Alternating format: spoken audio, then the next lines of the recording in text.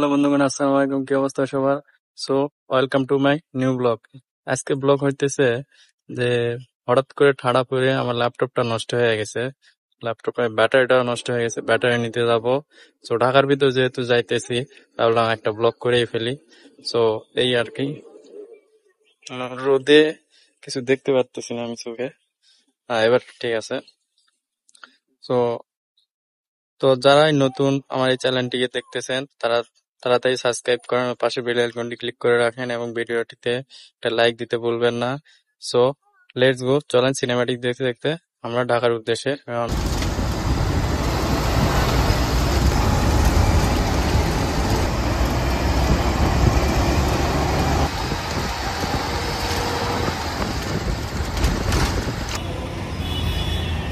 চলে এসেছি আমরা যে আইটি ভবন।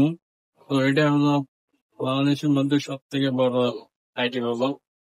তো এখানে আগে আমি হলো ল্যাপটপের যে চার্জারটা, সেই চার্জারটা নিবো, দেন ব্যাটারি কিনবো, দেন হলো ল্যাপটপটা সার্ভিসিং করাবো। তো পুরো আইটি ভবনের আমরা ভিউ দেখতে থাকেন। Let's cinema.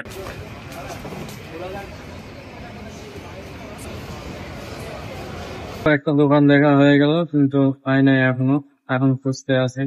দেখা যাক। প্রায় 4-5টা দোকান দেখা হয়ে গেছে, পাই নাই এখন ল্যাপটপের ব্যাটারি।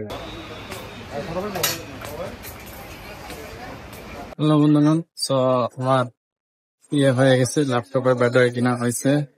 অনেক খোঁজার পর ল্যাপটপের ব্যাটারি পাইছি। তো এখন ল্যাপটপটা ঠিক করবো, দেন বাসায় যাবো। অলরেডি ল্যাপটপ সার্ভিসিং কমপ্লিট, ল্যাপটপের ব্যাটারি কেনা কমপ্লিট। তো এখন আমরা চলে যাচ্ছি। ঠিক এই সময় খবর পাই যে উত্তরা দিয়াবাড়িতে মাইলস্টোন স্কুলে একটা বিমান বাহিনী প্রশিক্ষণ বিমান ক্র্যাশ করে।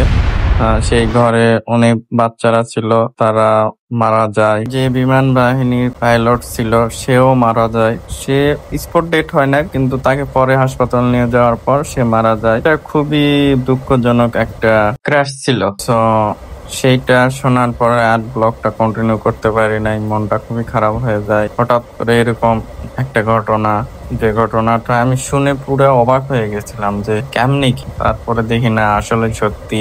একটা জিনিস দেখলাম যেটা আরো খুবই খারাপ লাগলো, যে সেখানে বিমান ক্র্যাশ করছে, কিছু লোক আছে যারা শুধুমাত্র ভিউ এবং রিচের জন্য ভিডিও করে। আর একটা ভিডিওতে দেখলাম যে একটা বাচ্চা, ছোট বাচ্চা, তার পুরো শরীর পুড়ে গেছে, তার জামা কাপড় সব পুড়ে গেছে, কেউ সাহায্য করছে না। তার ভিডিও নিয়ে সবাই ব্যস্ত, সেই ভিডিওটা করা নিয়ে সবাই ব্যস্ত, লাইভ করতে, কেউ সাহায্য করতেছে না। তারপরে আরেকটা ব্যাপার হলো 30 টাকার ভাড়া, সেখানে 300, 400, 500 টাকা করে ভাড়া চাইতেছে। এটা কেন ভাই?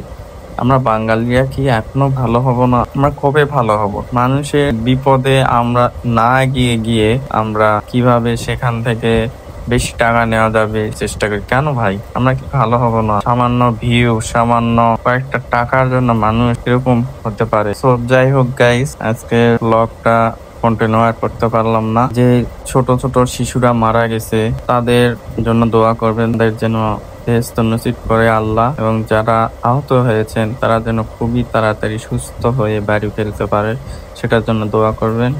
সো আজকের ব্লগটা এইটুকুই। আর ব্লগটা বেশি বেশি করে শেয়ার করেন সবার কাছে। আমার ফার্স্ট ব্লগে যে এরকম একটা দুর্ঘটনা ঘটলে কোনোদিনও ভাবি নাই। সো খুবই মর্মান্তিক একটা দুর্ঘটনা ঘটে গেছে আমাদের দেশে। সো সবাই ভালো থাকবেন, সুস্থ থাকবেন এবং চ্যানেলটা সাবস্ক্রাইব করবেন, পাশের বেল আইকনটি ক্লিক করে রাখবেন। Thank you so much.